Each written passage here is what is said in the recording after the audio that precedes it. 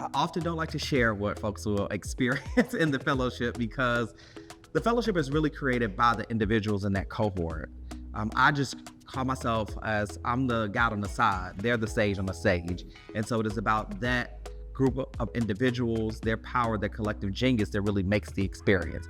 There are some foundational things. So you will develop and accelerate your executive leadership skills, like through communications, negotiation, and change management. But you'll also do a lot of internal work to think about the heart and spirit that shows up every single day at work and at home in your communities. The experience is really one where we don't just tap into your executive leadership skills.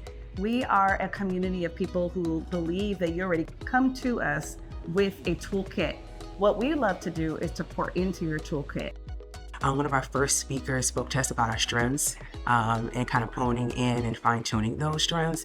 And I remember growing up feeling like those strengths were kind of weaknesses. So this kind of transformed my perspective on who I am as a person and how to own in on those things that people may not necessarily value all the time because they can affect positive change and be an asset to others. I think especially as Black and brown people, in the education landscape, it's really easy to get lost in your work and to really dive head deep, right? The first question that you typically ask somebody is, what do you do for a living? But we're all here doing almost the exact same thing. So you really get to know people for who they are, like what their family brings, their ancestral heritage, and getting to know people on that deeper level is really what's gonna make that transformative change later on.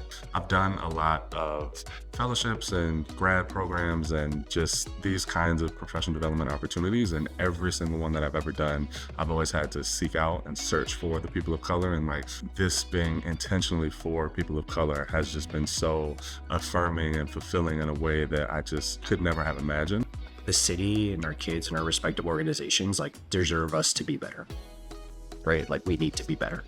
And it's a space where I feel like in this community, we push each other to grow, right? Through like reflection, through conversation, through like action, right? I'm going to be a better leader 10 months from now, 11 months from now, right? Because of the work that I've done here with the 24 other people that I'm